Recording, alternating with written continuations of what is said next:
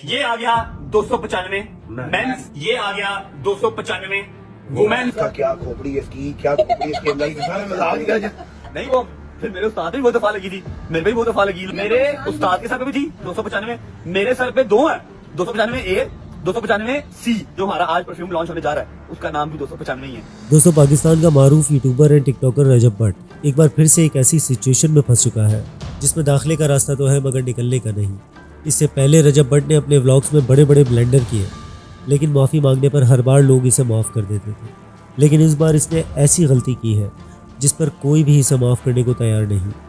ज़रा अंदाज़ा लगाए कि रजब भट्ट ने सिद्धू मूसावाले की मोहब्बत में उससे ऑब्सेस्ड होकर ताज़रात पाकिस्तान की एक ऐसी शिक को छेड़ दिया जिसकी वजह से पूरी दुनिया के मुसलमानों में शदीद गम और गुस्सा पाया गया। हमारा ऐलान बिल्कुल वाज़ी है, हम हजूर की इज्जत नामूस पर पहरा देने आए हैं और अगर ये थाना उस बेगैरत के खिलाफ पर्चा नहीं काटता तो इंशाअल्लाह हम उसके घर जाएंगे। रजब भट्ट सिद्धू मूसावाला से बहुत ज़्यादा इंस्पायर है।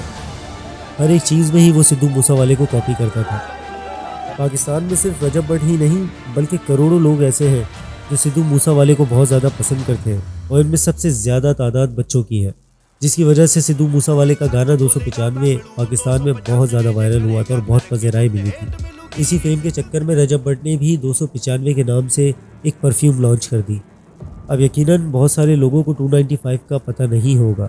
हकीकत यह है कि रजब भट्ट को देखने वाले ज़्यादातर बच्चे और औरतें हैं, लेकिन रजब भट्ट ने एक वीडियो में ये खुद ही क्लियर कर दिया कि सिद्धू मूसावाले पर 295 लगी थी और मुझ पर भी वो दोनों दफ़ाएं लग चुकी हैं। मेरे उस्ताद के सर पे भी थी 295, मेरे सर पे दो है 295 ए 295 सी। जो और रजब भट्ट ने इस बात का मजाक बना दिया जैसे 295 की कोई हैसियत ही नहीं। अब इस वीडियो के वायरल होने के बाद हर तरफ कुरान मच गया। ये उसका दावा है कि उसके ऊपर 295 ए और उसके ऊपर 295 सी लगी हुई है।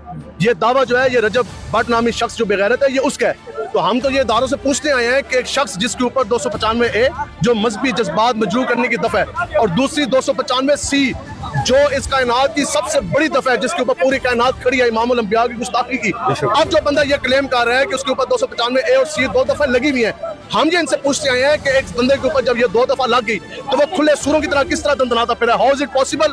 तहरीक लब्बैक की जानिब से कहा गया कि रजब भट्ट गुस्ताख रसूल है, ये वाजिबुल कत्ल है और इसे जिंदा रहने का कोई हक नहीं।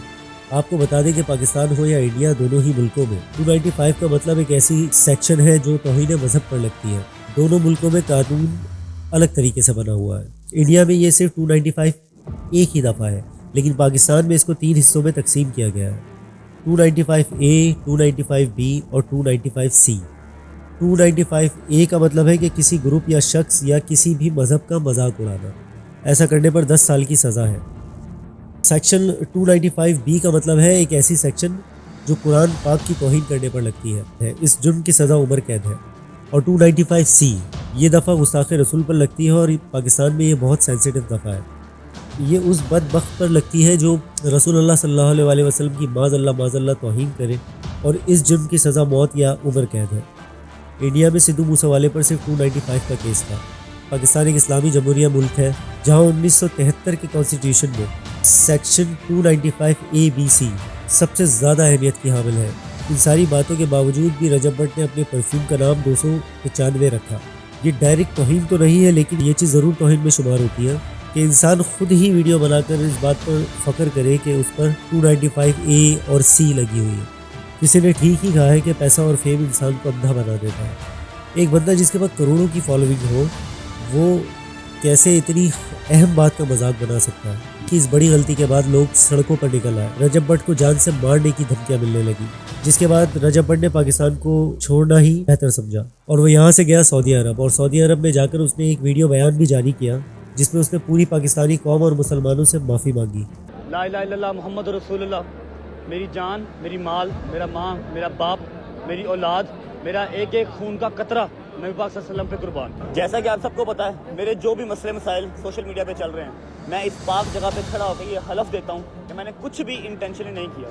मुझसे जो भी लाइल्मी में हुआ, मैं आप सबसे रिक्वेस्ट करता हूँ हाथ जोड़ के, पहले भी माजरत की है, एक बार फिर माजरत करता हूँ, अपने दिलों को मेरे लिए साफ कर। मेरी तमाम उलमा कराम, हुकूमत पंजाब और पाक फौज से गुजारिश है इस मामले पर नज़रसानी की जाए और मुझे इंसाफ दिलवाया जाए। और जिस नंबर की दिफा मुझ पर लगाई जा रही है, मैंने अपने व्लॉग में भी बताया था कि 295 मुझ पर झूठी लगाई गई है, लेकिन झूठा काट दिया गया और 295 के ऊपर फतवा दे दिया गया। खैर, मैं फिर भी इस पाक जगह पे खड़ा होकर अल्लाह और उसके रसूल और तमाम मुसलमानों से एक बार फिर मारूफ करता हूँ, खास तौर पर तहरीक लब्बैक वालों से। जहां रजब भट्ट से बहुत बड़ी गलती हुई, वहां आवाम ने भी कुछ सोचा समझा नहीं। आवाम को भी ये सोचना चाहिए कि तौहीन रिसालत कोई छोटी मोटी बात नहीं, ये किसी भी इंसान से रोनुमा होने वाला सबसे बड़ा गुनाह है। और रजब भट्ट ने पूरे पाकिस्तान से माफ़ी भी मांगी और ये भी बताया कि उसने सिर्फ और सिर्फ ये अपने उस्ताद को कॉपी करने के लिए किया है। वो 295 के बारे में नहीं जानता था कि ये क्या दफ़ा है और इसका मतलब क्या है। मेरा नाम है जी रजब। मेरी आप सबसे रिक्वेस्ट है कि इस वीडियो को पूरा देखिएगा।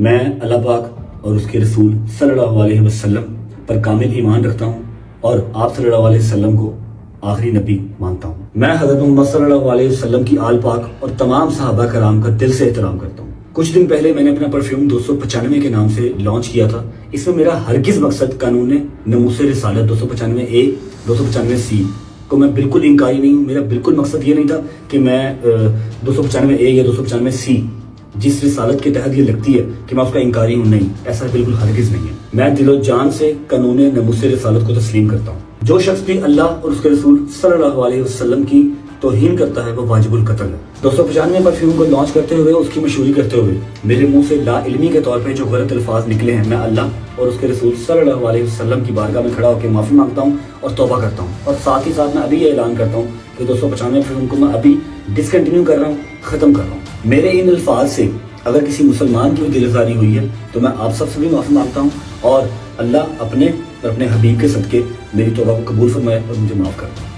इस जाहिल इंसान को शायद ये नहीं पता था कि 295C है क्या और ये कितने बड़े मसले में पड़ने वाला है। रजब भट्ट के माफ़ी मांगने के बाद उलमा बेहतर जानते हैं कि वो गुस्ताख रसूल है या नहीं, लेकिन ये अनपढ़ और जाहिल लोगों के लिए एक बड़ा सबक है, ख़ास तौर पर पब्लिक फिगर्स के लिए, जिन्हें हर बात को सोच समझ के बोलना चाहिए। रजब भट्ट के इन सारे मामलात पे आपकी क्या राय है, हमें कमेंट सेक्शन में ज़रूर बताएं। मिलते हैं नेक्स्ट वीडियो में। अपना बहुत सारा ख्याल रखिएगा। अल्लाह हाफ़िज़।